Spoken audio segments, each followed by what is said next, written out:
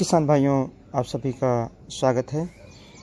गन्ना प्रजाति CO0238 काफ़ी क्षेत्रफल में उत्तर प्रदेश में है। अगर ये देखा जाए तो करीब 75% गन्ने का क्षेत्रफल कई जनपदों में और इससे अधिक गन्ना क्षेत्रफल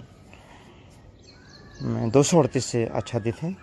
यह प्रजाति किसानों के लिए बहुत अच्छी उपज देने वाली है और इसमें रिकवरी भी ज़्यादा है। गुड़ की मात्रा जो बनती है वो भी ज़्यादा है और गुड़ की जो क्वालिटी है यानी जैगरी क्वालिटी वह भी बेहतर होती है और इसकी जो रिकवरी है वो शुरू से लेकर के आखिरी तक यानी जो चीनी बनने की मात्रा है इसकी मैच्योरिटी जल्दी हो जाती है। और शुरुआत में यानी जब फसल नवंबर दिसंबर में भी इसकी हार्वेस्टिंग की जाती है तब भी इसकी रिकवरी ठीक रहती है और अप्रैल मई तक रिकवरी बेहतर रहती है। यह वैरायटी बहुत अच्छा गन्ने का उत्पादन देती है, चाहे पेड़ी गन्ना हो चाहे पौधा गन्ना हो। एक इसकी ख़ास बात है और एक समस्या है किसानों की, मई जून के महीने में इस प्रजाति के गन्ने में सेकंड लीफ, जो बीच की सेकंड लीफ है, मिडिल लीफ के बाद सेकंड लीफ यानी टॉप ग्रोइंग जो लीफ होती है उसके बाद दूसरी जो पत्ती है वह सूख जाती है और बिल्कुल जब ये सूखती है तो वाइट रहती है, न तो उसमें कोई फंगस रहता है और न कोई कीड़ा रहता है और फिर भी लगता है कि गन्ना जैसे हमने नीचे से काट दिया हो और सूख गया हो।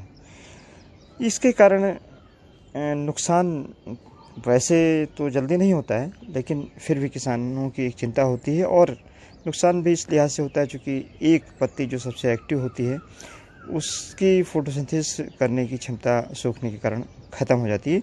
हालांकि कुछ दिन बाद दूसरी पत्तियां निकल आती हैं जैसे ही बारिश का सीज़न स्टार्ट होता है। किसान भाइयों, ये पत्ती क्यों सूखती है इस प्रजाति में, इसको यहाँ बताना ज़रूरी है क्योंकि ये प्रजाति बहुत फास्ट ग्रोइंग है, बहुत तेज़ बढ़ती है और साथ ही में टिलरिंग भी करती है यानी ब्यात और बढ़वार दोनों इस प्रजाति में एक साथ होती है।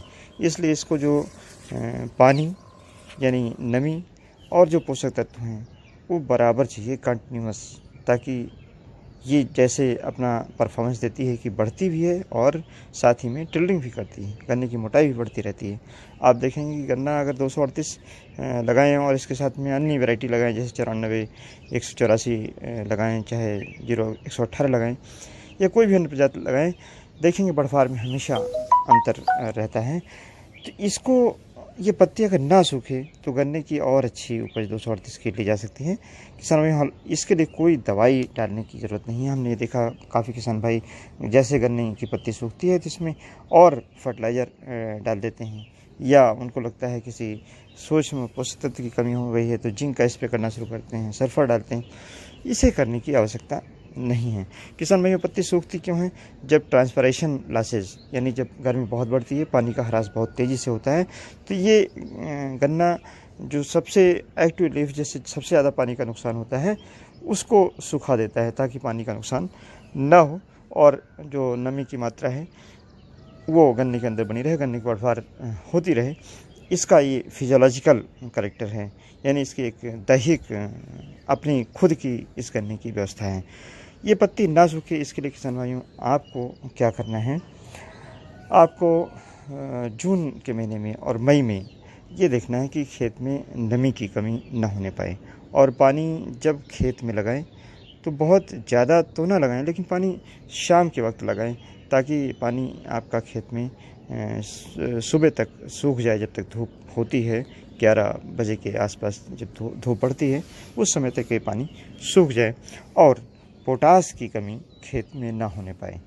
इसके लिए बेहतर है कि 0052 जो हमने अभी वाटर सॉल्युबल NPK आपको बताया था, जो पानी में घुलनशील NPK पोटास है, उसका आप स्प्रे कर सकते हैं या सीधे पोटास 25 किलोग्राम प्रति एकड़ की दर से भी अगर 2 बार दे दें गुड़ाई करके और हल्का पानी लगाने के बाद तो ये पत्ती सूखने से इसको रोका जा सकता है। और जो CO0238 गन्ने की प्रजाति है इसका और बेहतर उत्पादन लिया जा सकता है। यहाँ पर आप देख सकते हैं कि कोई पत्ती अभी जो मैंने गन्ना दिखाया आपको नहीं सूखी है।